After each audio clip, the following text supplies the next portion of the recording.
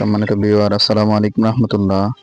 হঠাৎ করে কেন আমাদের মুরগিগুলা এত অসুস্থ হলো সেই বিষয় নিয়ে আজকে আমাদের আলোচনা করব।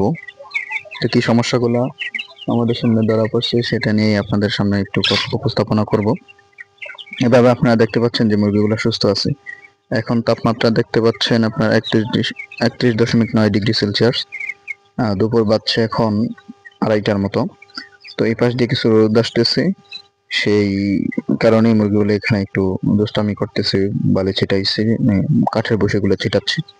তো যে বিষয় নিয়ে কথা বলতে চাচ্ছি, লম্বা সময় যাবৎ আমাদের খামারের আমাশাগুলো কোনো রকম ছাড়তেছে না। দুইটা একটা করে প্রত্যেকটারই বাড়ালি বা ঝোলা গুড়ের মতো এটার আমাশাটা থাকে আর কি, পায়খানাটা। এটা একটা মুরগির জন্য মারাত্মক লক্ষণ, মারাত্মক সমস্যার কারণ, যেটা রক্ত আমাশা পর্যন্ত হয়ে যেতে পারে। মানে প্রত্যেকটা মুরগির মলগুলা বা পায়খানাটা রক্তর মতো চলে যেতে পারে। এটা হলে তো একবার পুরো খামারি সমস্যা হয়ে যাবে। তো সেই বিষয়টা আমরা কিভাবে প্রতিকার করতে চাই সেটা ইনশাল্লাহ আপনাদের সামনে তুলে ধরবো। আমরা প্রাথমিক পর্যায়ে যে কাজটা করবো সেটা হলো কোনো রকমের ওভার ভিটামিন, যেটা ADE, B1, B2 এই সমস্ত কোনো রকম ভিটামিন আমরা দিব না। দ্বিতীয় কথা হলো আমরা এই যে লিটারগুলো দেখতে পাচ্ছেন, এই লিটারগুলো সম্পূর্ণটা চেঞ্জ করে ফেলতে হবে। যদিও লিটারটা অনেকটা ভালো আছে, তবে লিটারটা সম্পূর্ণ চেঞ্জ করে ফেলতে হবে, না হয় এই দিন দিন এই আমাশার ইয়েতে বেরিয়ে যাবে। আমরা যেটা করব বা পিছনে যেটা করেছি, আজকেও ওই কাজটাই করার চেষ্টা করছি, যে সম্পূর্ণ লিটারটাকে উল্টে দিছি। এমনকি যে এই পাশ দিয়ে দেখতে পাচ্ছেন নতুন লিটার, এই নতুন লিটারের ভিতরে আমরা যা করছি আর কি, যে উল্টে দিয়ে সম্পূর্ণরূপে এই যে এখানে 10 স্কোয়ার জায়গার মতো এখানে আমরা সম্পূর্ণ নতুন লিটার দিয়ে দিয়েছি। আসলে আমাদের এই পর্যন্ত খাদ্য খেয়েছে প্রায় 8টার মতো, 7টার মতো, 300 মুরগিতে, তো 10টার মতো খাদ্য খাবে। তো সেই তুলনায় আলহামদুলিল্লাহ সবগুলো মুরগি সুস্থ আছে। তো আমাদের শীতের কোনো রকম ঝামেলা এখন নাই আর কি। সকালবেলা তাপমাত্রা নেমে আসে প্রায় 15 ডিগ্রিরও বেশি, 20-এর নিচে প্রায় থাকে, কিন্তু স্বাভাবিকভাবে ওই সময়টা অত ডিস্টার্ব হয় না আমাদের অটো সেন্সরগুলো থাকার কারণে।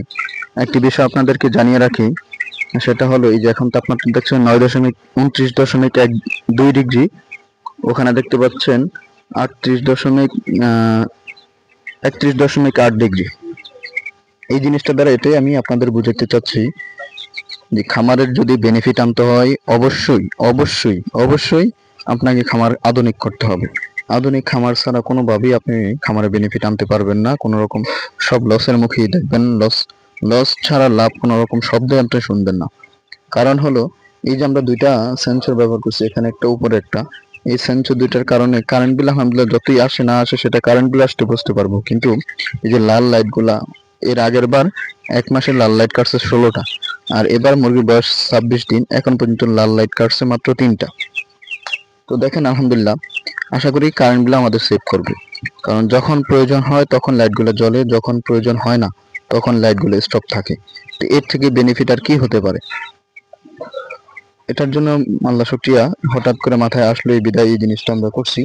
আর এই যে আমাদের একটা সোলারে ফ্যান চলতেছে, মোটামুটি হালকা কিছু বাতাস হলেই চলে, এই জন্য আমি এই ছোট্ট ফ্যানটাকে লাগিয়ে দিয়েছি। সোলার থেকে দিনের বেলা চলবে, রাতের বেলা নিজে স্টপ হয়ে যাবে আর কি।